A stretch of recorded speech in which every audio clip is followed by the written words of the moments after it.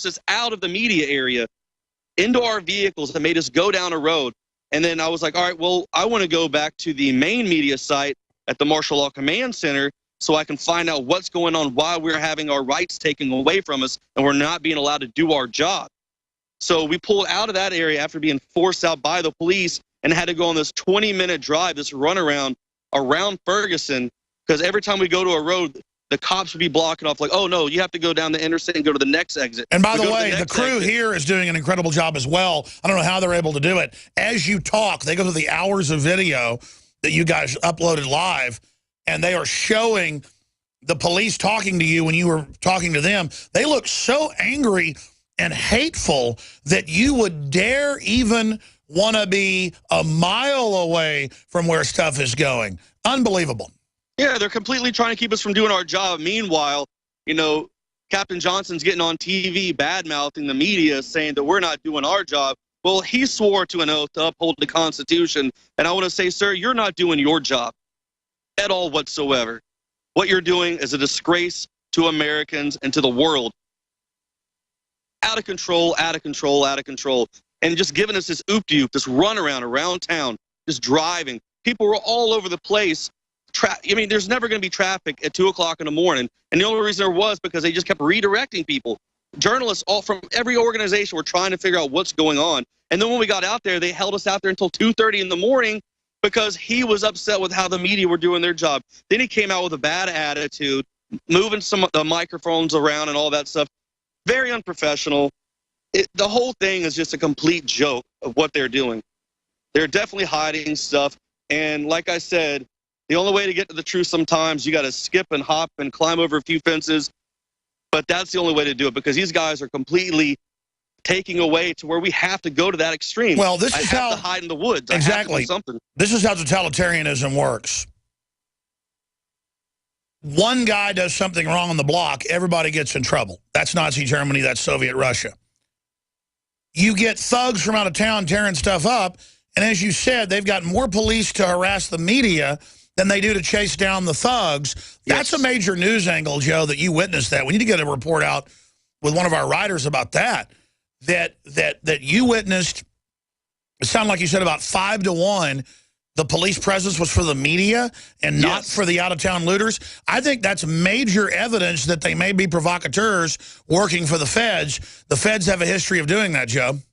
Yeah, they were more concerned about us than they were about the fires, about what was really going on out there. Their attention seemed to be purely on us and being right there in that media area. You know, and one of the questions someone asked is I think one of the ladies, she goes, sir, you said that the curfew was lifted. And he goes, yes. She's like, well, there's no one on the streets after midnight. You force everybody out of there. Isn't that, in fact, a curfew? Next question. And he wouldn't even answer that.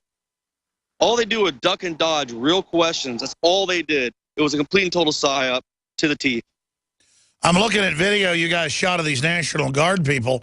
They look like kids. Yeah, they're kids. They're babies. A lot of the one guy who has been filming out here all week with me that I've gotten to know, he was an ex-Marine, and he just kept sitting down there on the ground. He's like, hey, doesn't your mom know that you're out here? Did you get a permission slip for this? You know, don't you need to be doing some kind of homework or something? Because they were just babies. I mean, the guys, they didn't even know what they were doing out there. I would ask them simple questions. I'm like, hey, I used to be in the military. I was like, you know, where'd you guys come from? And I was like, well, so who's your point of contact for the media?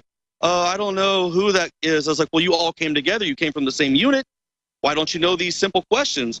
Well, this is a ticking time bomb. They're out there with Beretta sidearms on 9mm. They have a run-in with any of these thugs or anybody. This could turn into a shooting situation like Kent State, and then all hell's going to break loose. Exactly, because they're going to be very nervous. They're not going to know how to act under fire. I asked anyone if they had ever been active duty before. Most of them just said no. When I asked if they'd ever been in combat, most of them just shook their head no. So these are kids who have never been in any kind of really life experience, and they get put in this situation with a gun. They get thrown in front of people actually intending to do harm to them, and someone's going to get shot. It's definitely a recipe for disaster in Ferguson now that the National Guard children are here. I got to say, I saw their commanding officer. He looked like he started shaving maybe last week. I've never seen National Guard that looks this green. Yeah, they are. They're fresh off the, fresh out. Well, Joe, I want you to be careful. No heroics tonight. Just try to follow what they say, even though it's unconstitutional and a bunch of baloney. Well, the biggest thing I try to do is I try to listen to when I hear somebody say something really good, and then I run over and go like, hey, can you say that again real quick?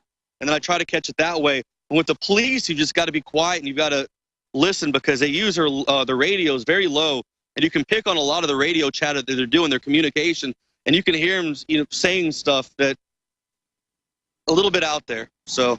What are you hearing him say? What are you hearing him say? Well, you can hear him, saying, hey, we need to get these guys out of here. And they're looking at us. And then they run over to the media. And then 1 minute, the guy on the speaker saying, hey, if you're credentialed media, you're fine. And then all of a sudden, you get some guys pull up in an SUV and jump out. And they're like, you can hear them whisper. And then they're like, no, now you guys need to go. And then they load up on that truck with the 7 guys and then go into the town or into that side road. So it's what the mainstream media doesn't do is pay attention to every little detail.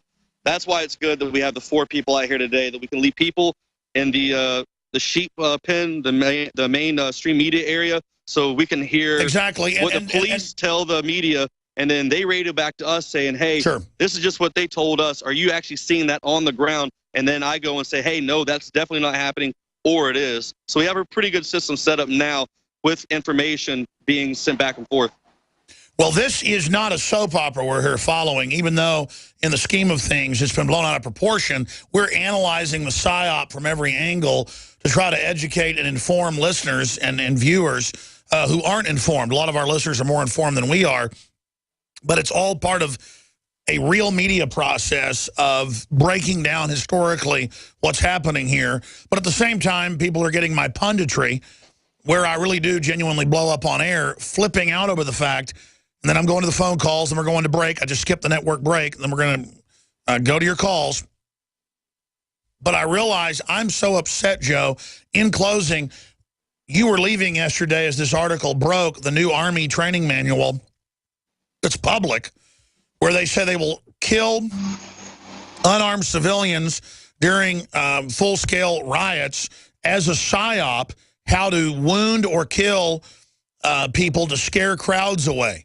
So they're now putting war crime stuff off the chart in documents to the point of when I read this document, I start stuttering on air because it is such a horrific crisis to know that we've now moved to this point and that there's no media covering this. Drudge has been linked to this since yesterday, so we know all the media, radio, TV, print, is seeing this. We've got 4,000 comments on the article. We can look on the metrics and see that about 800,000 people have read the article or visited it, and there's no coverage of an official Army training manual saying the new policy is to kill unarmed Americans. I mean, this is over the top. I mean, the fact that we're using CS gas by militarized police in America when NATO does not allow our military forces to use it on any enemy combatants is crazy in itself. That lets you know of what they're trying to go to now here. So I can believe every single bit of that. I've also had a couple of my military buddies over the past day contact me and say, hey, I've actually seen that recently. So they're familiar with that.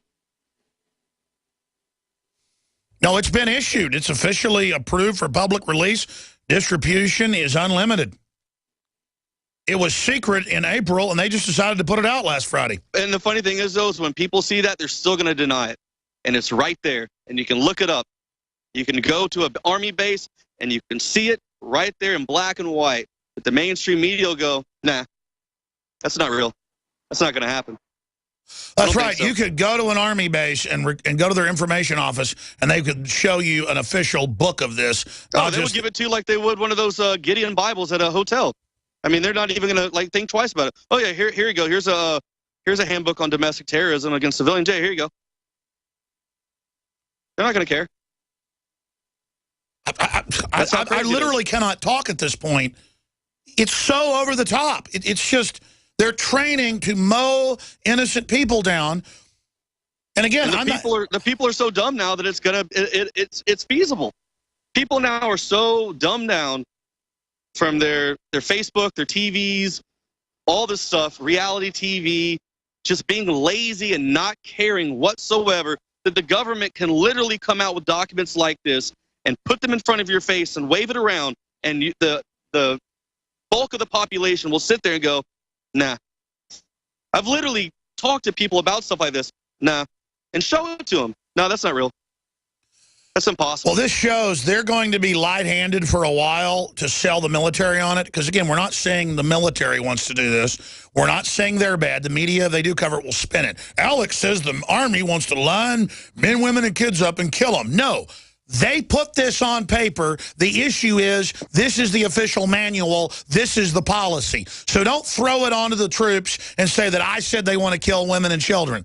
Or unarmed people. We just want to know why they wrote it. Why is it put out there? Why is this the new policy? Yes. Exactly. Don't change the subject, because I know how the PSYOP works out there. Well, our military would never do that. Bull. During a total collapse, when there's 10,000 people coming up your rural road to loot your town, I'll be out there to defend my family. But don't you think that's funny that that's coming out now in the wake of what's going on in Ferguson with excessive militarized police and their unprofessionalism and how they're acting out of control and how they're restricting media and how they're taking our rights away? This is not a coincidence. This is all coming out now. Well, look at how they're aiming. Look at how they're aiming rifles at our reporters in broad daylight and smiling. They've told them get ready to mow everybody down, and this is all some beta test. This is crazy town. And the PSYOP experts are testing the police and the military to see if they'll do it. Joe? Yes, I've had sniper rifles pointed at me the first day or the second day I got here, right at my chest. I'm sitting here filming, and then the other night, Saturday night, I had 2 separate laser beams on my back while I'm running, with my hands up. I just had. I'm a journalist, and I have media written all over me. I've even checked in with those same police officers just prior to that, so they knew exactly who I was. They are teaching them that we're the enemy. And as you said, they had 5-to-1 cops for the media instead of the looters last night. This is incredible. Rob Dew just came in here. He must have some breaking news. Rob Dew, the news director for the TV side. Go ahead. Well, this came a tip from Thomas in Miami, Florida. He works for Florida News Service. And he said, please remind Alex, reporters do not just have First Amendment rights, but also Fourth Estate rights to report to the general public. And they can basically go inside police lines like general public cannot. Reporters can do that under the Fourth Estate rights.